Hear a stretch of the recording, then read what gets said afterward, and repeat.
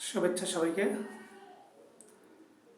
পুলিশকে মানুষ করা অর্থাৎ মানবিক করা এবং জুলাই বিপ্লবে আহতদের পুনর্বাসন করা নিয়ে জনাব পিনাকি ভট্টাচার্য যে ফর্মুলা দিয়েছেন, সরকারের প্রতি যে পরামর্শ দিয়েছেন, আমি এটাকে স্বাগত জানাই।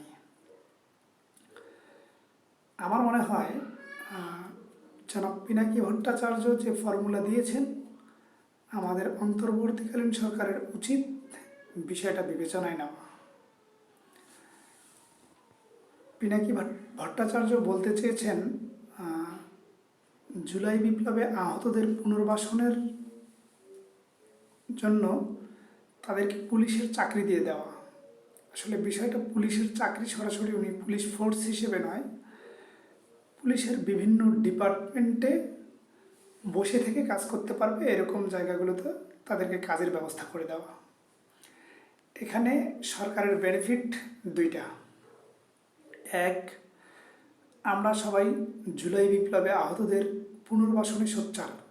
সরকারকে নিয়ে কথা বলতেছি, কেন সরকার জুলাই বিপ্লবে আহতদের পুনর্বাসন করছে না।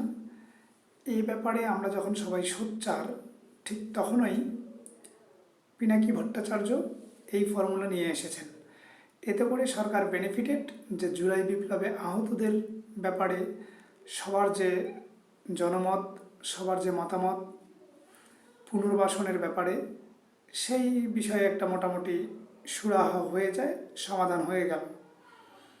আর একটা বেনিফিট পিনাকি ভট্টাচার্য যেভাবে বোঝাতে চেয়েছেন যে পুলিশের হাতে আহত ভাইয়েরা যখন পুলিশের সামনেই কাজ করবে, এতে করে পুলিশের মধ্যে একটা মানবিকতার সৃষ্টি হলেও হতে পারে। পুলিশ আবার নতুন করে নির্মম হওয়া থেকে বিরত থাকতে পারে।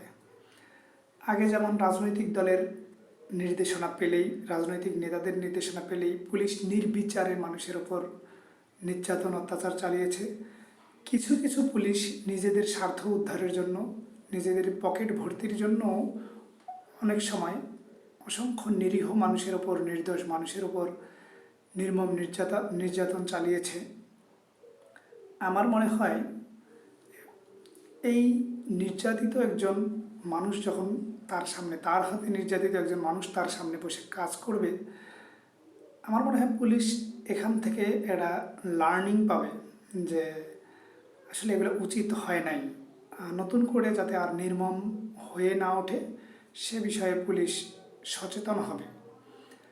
এক্ষেত্রে পুলিশি রাষ্ট্র কায়েম যে বিগত সরকার করে গেছে, এই ব্যাপারটা নতুন করে আর কেউ করার সুযোগ পাবে বলে মনে হয় না।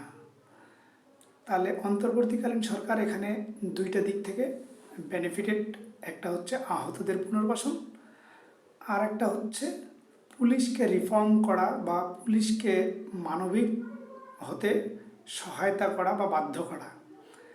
এই দুইটা সাইড বিবেচনা করলেই আমার মতে অন্তর্বর্তীকালীন সরকার এই কাজটা করতে পারে, করা উচিত। অন্তর্বর্তীকালীন সরকারের প্রধান উপদেষ্টা সহ উপদেষ্টা পরিষদে আমাদের যারা আছেন, তাদের প্রত্যেকের উচিত এই বিষয়টা নিয়ে অ্যানালাইসিস করা, এই বিষয়টা নিয়ে কার্যকর পদক্ষেপ গ্রহণ করা। ধন্যবাদ।